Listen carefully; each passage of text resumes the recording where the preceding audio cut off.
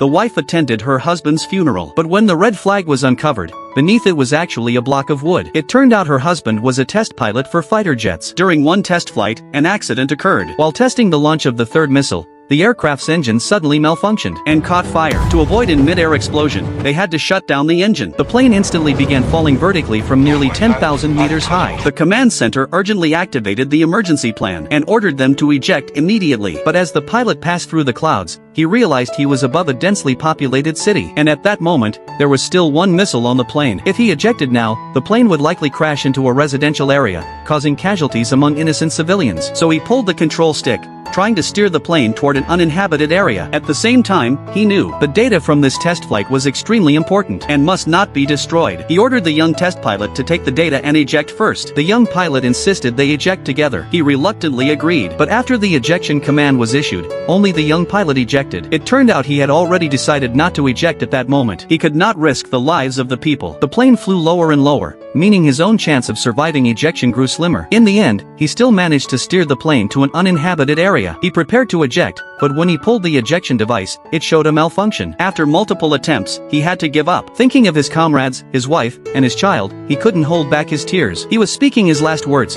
but before he could finish, the plane suddenly crashed to the ground, and he was engulfed in a sea of fire. The rescue team arrived at the scene as soon as possible, but all they saw was a sea of fire, and only some fragments of the fighter jet remained. Since no remains of the test pilot were found, his comrades could only carve a wooden statue in his likeness. Meanwhile, at home, his wife had prepared a meal waiting for him to return, but instead received items delivered by her husband's comrades. Only then did she learn that her husband had sacrificed his life. At the memorial service, she lifted the national flag covering her husband, hoping to see him one last time, but all she saw was a piece of wood. She saw her husband's comrades weeping bitterly, and only then did she understand everything.